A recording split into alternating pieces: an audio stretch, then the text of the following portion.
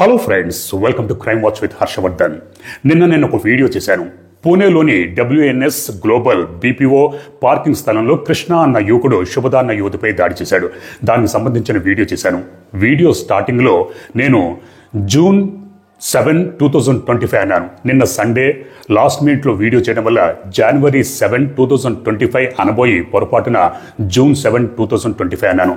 రాణి కుమారి గారి కామెంట్ చూసే వరకు నేను తప్పు చేశానన్న సంగతి నేను గుర్తించలేకపోయాను. చాలామంది ఈ విషయంలో కన్ఫ్యూజ్ అయ్యారు, కామెంట్స్ పెట్టారు. నా పొరపాటుకి చింతిస్తున్నాను, క్షమించమని అడుగుతున్నాను. I'm very sorry. అందరూ దాన్ని జనవరి 7, 2025గా పరిగణించండి. ఇక ఈరోజు పొద్దున్న లేచిన వెంటనే నాకు ఒక బ్యాడ్ న్యూస్, సాడ్ న్యూస్ తెలిసింది.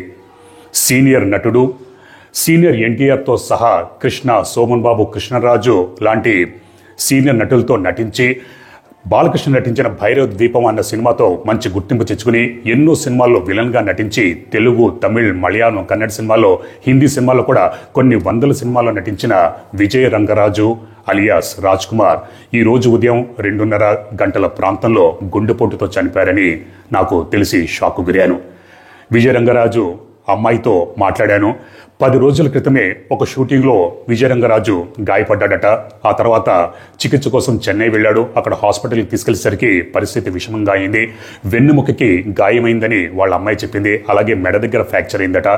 ఆ తర్వాత విజయరంగరాజు కోమాలోకి వెళ్ళిపోయి చేతిని కూడా కదిలించలేని పరిస్థితిలో ఉంటే డాక్టర్లు గుండెపోటుతో మరణించారని ఈరోజు ఉదయమే డిక్లేర్ చేశారు. ఈ సంగతి తెలిసి నేను షాక్కి, బాధకి ఎంతో గురాను.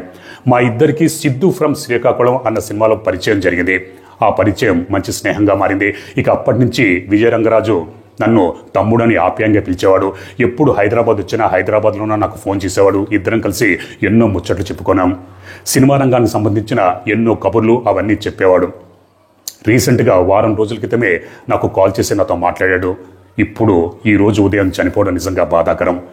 విజయరంగరాజు ఆత్మకి శాంతి కలగాలని, ఆయన కుటుంబ సభ్యులకి భగవంతుడు ధైర్యం ప్రసాదించాలని నేను మనస్ఫూర్తిగా కోరుకుంటున్నాను. ఇక లాస్ట్ ఇయర్ 2024 ఆగస్టు 9వ తారీఖు కోల్కతాలోని ఆర్జికర్ మెడికల్ కాలేజీలో ట్రైనీ డాక్టర్ని రేప్ అండ్ మర్డర్ చేసిన నిందితుడు సంజయ్ రాయ్కి సీల్దా కోర్ట్ ఈరోజు యావజ్జీవ కారాగార శిక్ష విధించింది.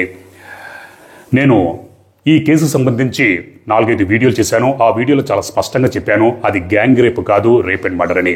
కానీ చాలామంది యూట్యూబర్స్ అది గ్యాంగ్ రేప్ అని అన్నారు. కానీ అది రేప్ అండ్ మర్డర్ అని సిబిఐ కూడా తేల్చింది. మొదట్లో ఈ కేసుని కోల్కతా పోలీస్ డిపార్ట్మెంట్ విచారించింది. కానీ విమర్శలు రావడంతో ఆ కేసుని సిబిఐకి అప్పగించారు. సిబిఐ ఇన్వెస్టిగేషన్ చేసింది. దాదాపు 3 నెలల తర్వాత ఛార్జ్షీట్ కోర్టులో సబ్మిట్ చేసింది. నిందితుడు సంజయ్ రాయ్ని సిబిఐ తన ఛార్జ్షీట్లో పేర్కొంది. నేను గతంలోనే చెప్పాను, కింది కోర్టులో ఈ తీర్పు 2024 ఎండింగ్లో కానీ లేదా 2025 జనవరిలో కానీ తీర్పు రావచ్చని చెప్పాను. నేను చెప్పిందే జరిగింది. ఈరోజు కోల్కతా సీల్దా కోర్ట్, కింది కోర్టు నిందితుడు సంజయ్ రాయ్కి యావజ్జీవ కారాగార శిక్ష విధించింది. అలాగే 50,000 రూపాయల జరిమానా కూడా విధించింది. బాధితురాలి కుటుంబానికి 17 లక్షల రూపాయలు చెల్లించాలని కోర్టు పశ్చిమ బెంగాల్ ప్రభుత్వాన్ని ఆదేశించింది. కానీ జనరల్గా ఈ తీర్పు ఎవరికీ నచ్చలేదు. ఎప్పుడైతే ఈ కేసు జరిగిందో, నిందితురాల్ని రేప్ అండ్ మర్డర్ చేశాడో, కోల్కతాలోని ట్రైనీ డాక్టర్లు అందరూ ఆందోళన బాట పట్టారు. ధర్నాలు, రాస్తారోకోలు ఇవన్నీ చేశారు. నిందితుడు సంజయ్ రాయ్ని వెంటనే శిక్షించాలి, ఉరిశిక్ష విధించాలని వారందరూ ధర్నాలు, రాస్తారోకోలు ఇవన్నీ చేశారు.